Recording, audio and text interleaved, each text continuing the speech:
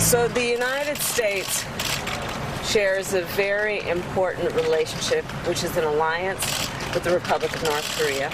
You need to get to go and need to be able to get where you need to go to do the work and get home. Talking about the significance of the passage of time, right? The significance of the passage of time. So when you think about it, there is great significance to the passage of time. We don't know. It is time for the Hot Topic Buzz. That was a montage of some of Vice President Kamala Harris's most interesting speech moments. Interesting, that's a good word. This, as Politico is reporting, that she has hired her third speech writer since taking office. The Vice President's newest scribe is Dave Cavell, who formerly wrote for Joe Biden's climate envoy, John Kerry, and the Obama administration. Communications Director Jamal Simmons telling Politico, quote, "The Vice President takes very seriously the team that works for her. We look forward to her having many more interesting things to say."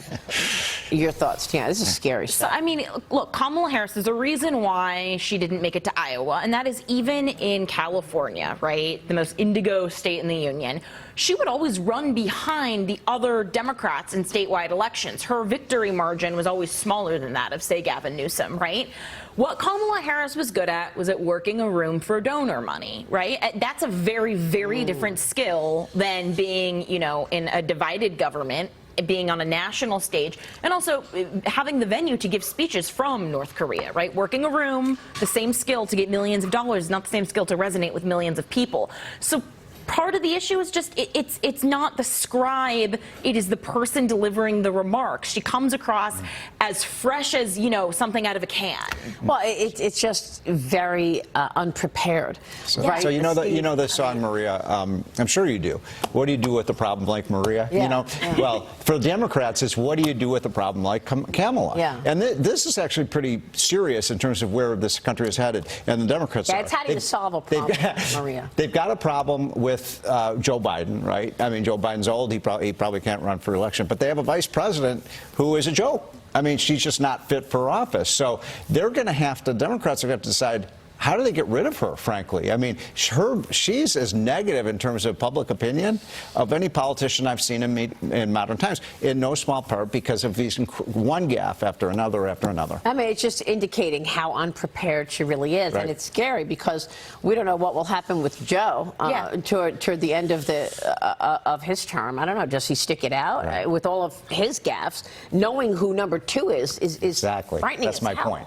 Yeah, Dave Cavell is going to take over. It sounds more like Dave Chappelle. Yeah. These commentaries, these run-on commentaries.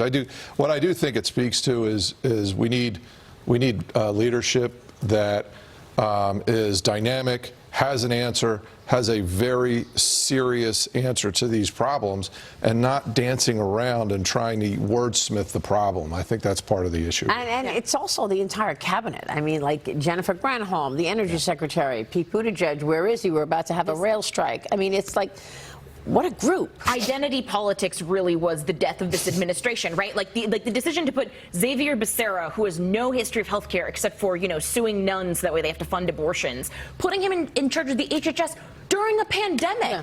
It's just all of the, you know, and everyone was just mismatched, right? Why not put Buttigieg in charge of the VA? Why give him transportation? None of it makes sense. Well, these are all political operatives, Tiana. Yeah. So that's the thing. So just put your patronage political operatives in important jobs. Well, Maria, you know, we were the ones who did that study that showed that the average Biden appointee has zero business experience, none. Yeah. So who would Biden even turn to in this cabinet for good business economic advice? Well, that comes across in the policy, actually. Yeah, exactly. Unfortunately. We're going to take a break. When we come back, we're looking at AI, artificial intelligence technology can help you.